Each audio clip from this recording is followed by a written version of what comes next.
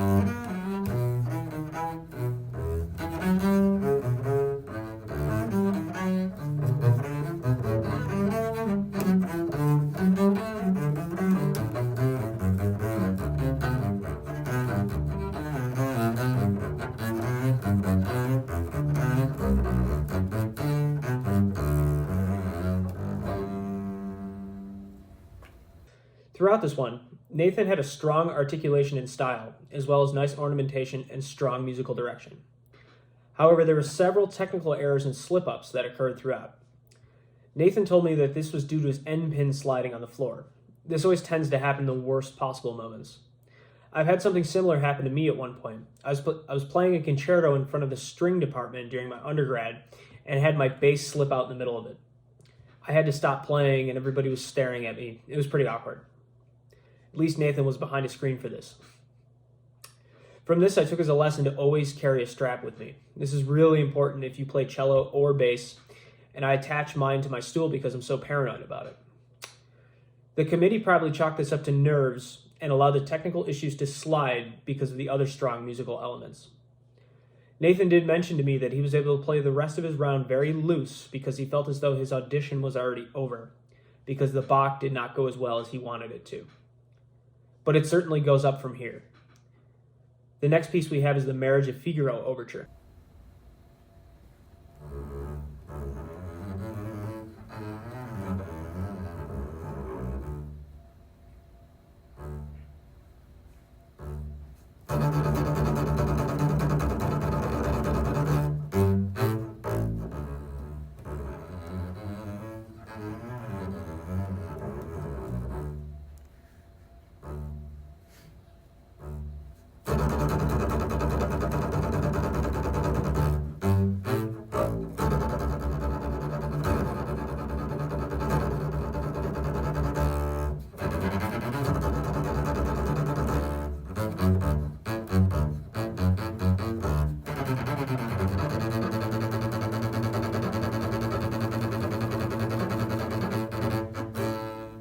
I think the beginning could have been a little softer in this one.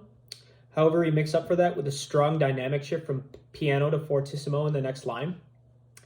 At times, I feel like the stroke may have been a little over-aggressive for Mozart, in my opinion. The runs overall are very clean. I can hear every note. His pulse is nice and steady, even in the repeated section where rushing can tend to occur the most. I would say, to help the stroke, try playing a little closer to the middle of the bow and further away from the frog. This may help to soften the articulation up a little bit. Next, we have the Rigoletto Act 2 Soli.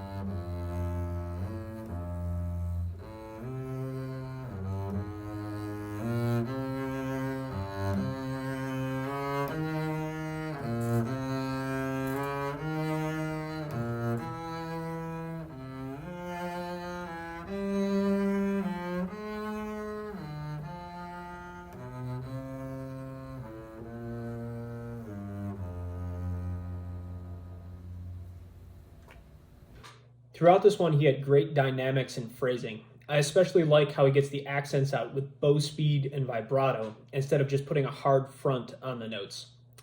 The rhythm was pretty consistent throughout. There is one spot highlighted in yellow that is slightly rushed, but this is very minor.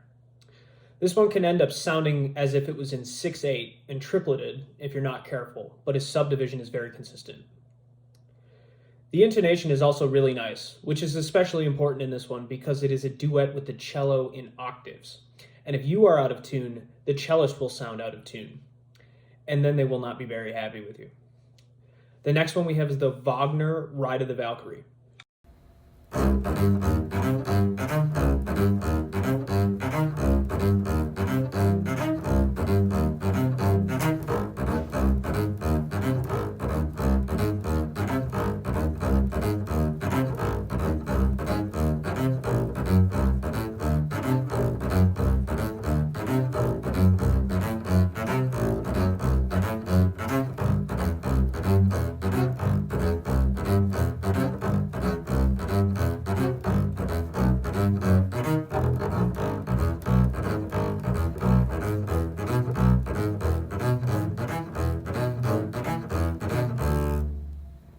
I think that this one was one of Nathan's strongest excerpts. It was clean and aggressive, and it was consistent. The articulation was excellent throughout all of the string crossings, and if I was on the committee, this one would have really made me sit back and listen. The next one we have is Strauss Rosenkavalier, Act 2.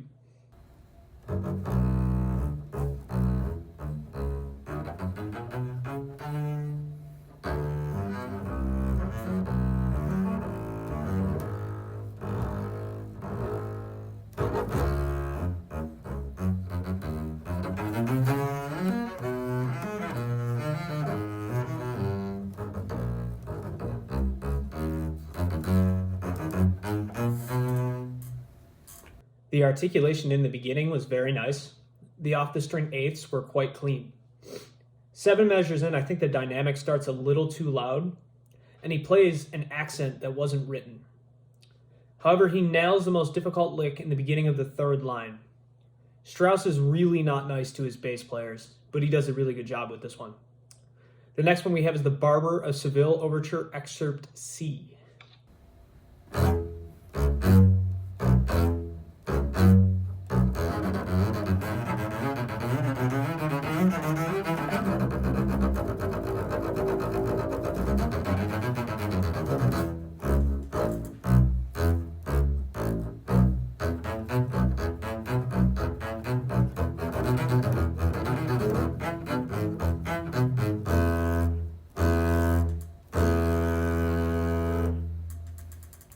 This one is really hard. Those thirds runs are not easy. The rhythm and steadiness throughout the run was impressive. I played this once in an audition and overheard some other candidates talking about how they had asked the proctor ahead of time if they could take the slurs out of that run and play it all separate bows. Apparently they were allowed to, which would certainly make it easier and cleaner. Maybe this is an idea for a future audition. The only complaint here that I have is that the articulation is a little strong in the beginning. There are no accents written here. He plays an articulation in the third line differently with similar musical material, and I like those a little better, but again, this is fairly minor. Nathan started off round 2 with the Koussevitsky Concerto Exposition.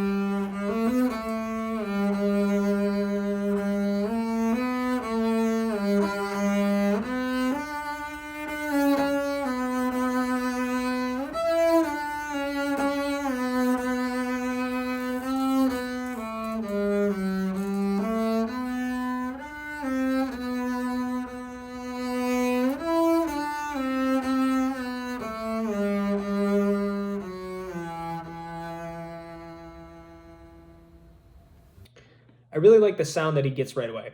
Big and powerful, and it really grabs your attention.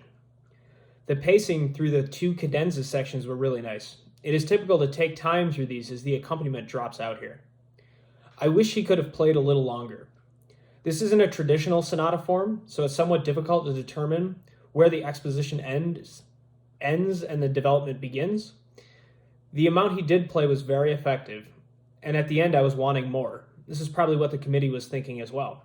Always leave them wanting more. The melody throughout was clean and beautiful. My only complaint is that occasionally the vibrato seemed narrow and shaky. The next one we have is Verdi, Falstaff, Act 3.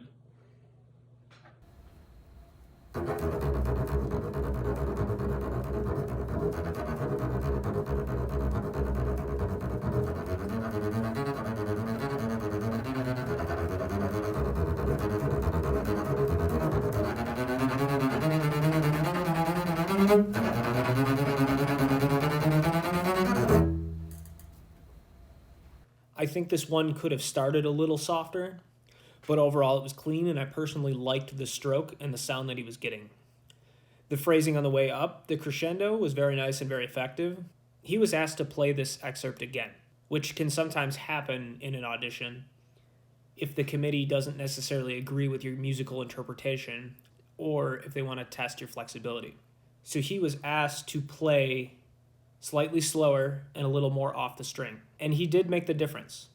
It was not as clean the second time, but he did what the committee asked, and this shows that he was flexible.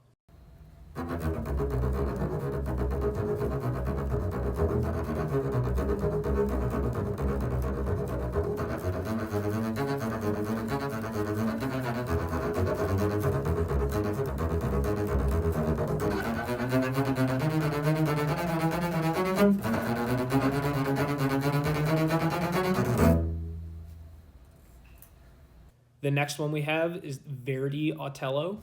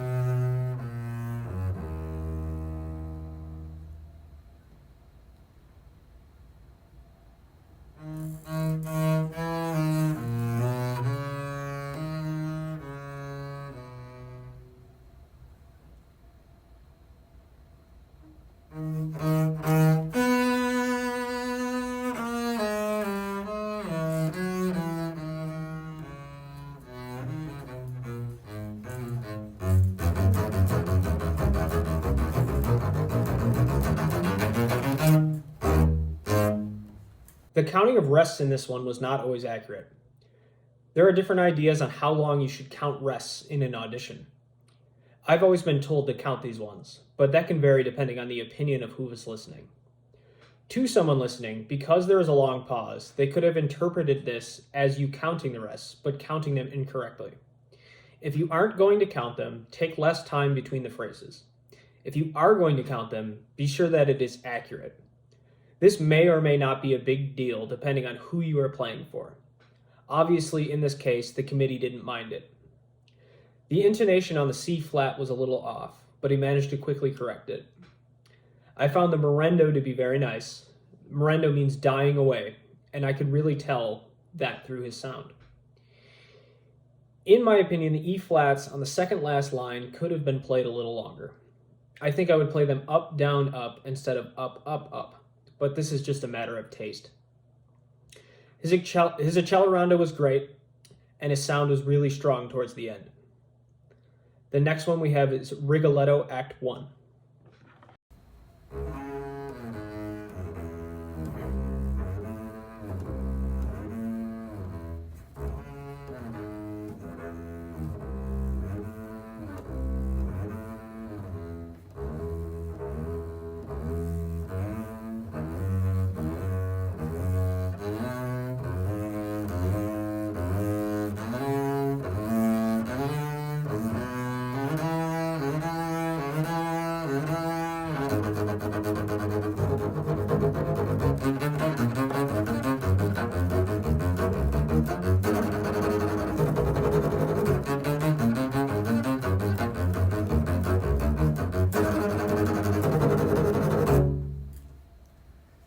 This is another really strong one. This sound he gets in the beginning is just incredible, and he does a very nice job of playing across the long crescendo. The sound on the accents was also very effective. The only real issue I noticed in this one is that he rushed the tempo pretty considerably when he began the repeated A's. The committee likely forgave him for this because of how well he played the beginning. The next one we have is Strauss' Salome, rehearsal 140.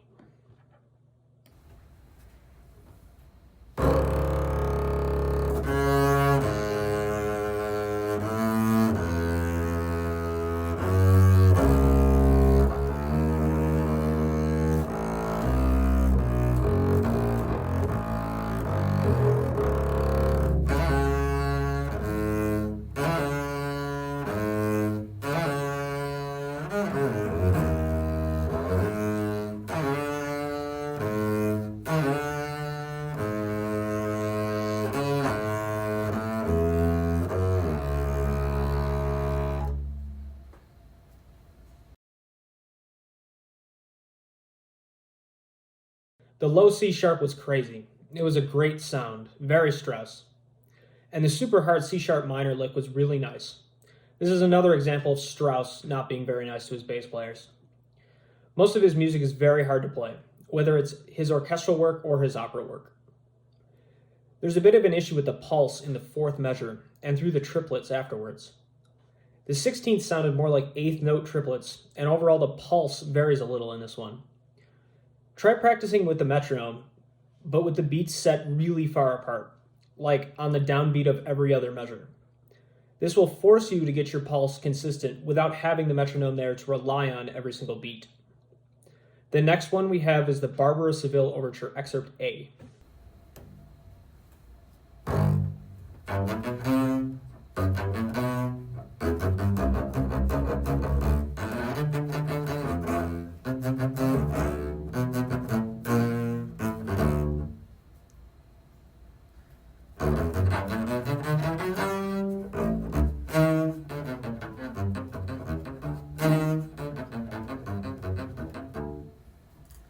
The accents throughout this one were very effective. I also really liked his stroke at D. It was nice and light and very crisp. The last one we have is the Barber of Seville Overture, Excerpt B.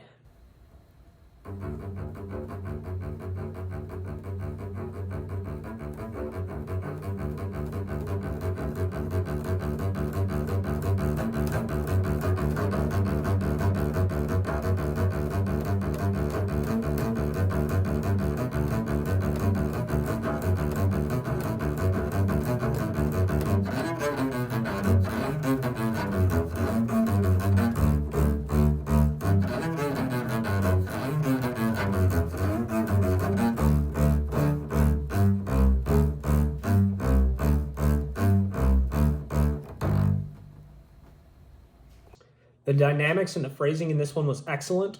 The long crescendo was very controlled and very effective. I feel the runs of G could have been a little cleaner, but the musical shape was there and it sounded excellent. I think that this was an excellent way for Nathan to end with a strong musical showing to really seal the deal. So why did he win? In my opinion, he won for several different reasons. First and foremost, he had a strong musical direction and phrasing throughout all of his excerpts. He recorded all of this on an iPad, which can sometimes compress dynamics, but he did them so well that we could still tell, even on the iPad. Throughout all of his excerpts, he had a beautiful and large sound that was appropriate to each excerpt. He had strong articulation where it was appropriate. He had strong intonation throughout, with a few small exceptions. He had strong rhythm and pulse throughout, with a few small exceptions. He nailed almost all of the fundamentals and had a strong sense of musicality on top of those. For what he could do better for next time, just focus on those small errors in rhythm and intonation, particularly rhythm. For the rest counting, either be more accurate about counting them or don't count them at all. Just don't let it be ambiguous. And the last thing I would say is to be a little more varied in your stroke. Sometimes it seems to be just a little over-aggressive. But overall, he played great, and that's why he won the audition. So let's talk a little about what Nathan did to prepare for this audition. He made a note to practice every single day and stay consistent. The amount of time varied day to day, but he touched the excerpts every single day. He found recordings for each of the operas and marked timestamps for each of the excerpts. Given how long some of these operas are, that can be a real pain, so I commend him for that. He also noted that he listened to both the actual recordings of the operas as well as other bass players demonstrating the excerpts on their own. He got organized in the very beginning with his fingerings and bowings so that he was always consistently practicing the excerpts in the same way. As the audition approached, Nathan sought out people to play for.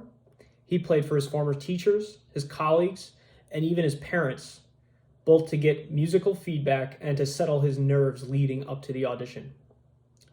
On the day of the audition, in the warm-up room, Nathan played through his excerpts very slowly and in a controlled manner to settle himself down and build up his confidence.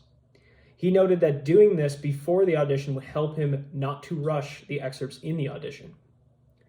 This careful preparation is what enabled him to play as well as he did, as well as enable him to recover from any mistakes that he might have made. So I'd like to say congratulations and job well done. I'd like to thank Nathan for sending me his audition tape and trusting me to give him some feedback. If you would like to give him some feedback, please do so in the comments. He will be able to see them there. I'd also like to extend the invitation out to anyone else who would like to have their audition or performance recording reviewed. Win or lose, they can both be very useful to anyone that may watch this video. I'm happy to accept any instrument at any skill level, although with instruments outside of the low string family, the feedback would be much more general and less instrument specific. However, in the comments, you'll probably get some good feedback from some people that do play your instrument. You can remain anonymous if you choose to. If you are interested, please send me an email, which is located on my channel page. Thank you for watching, and thank you from Nathan as well. See you next time.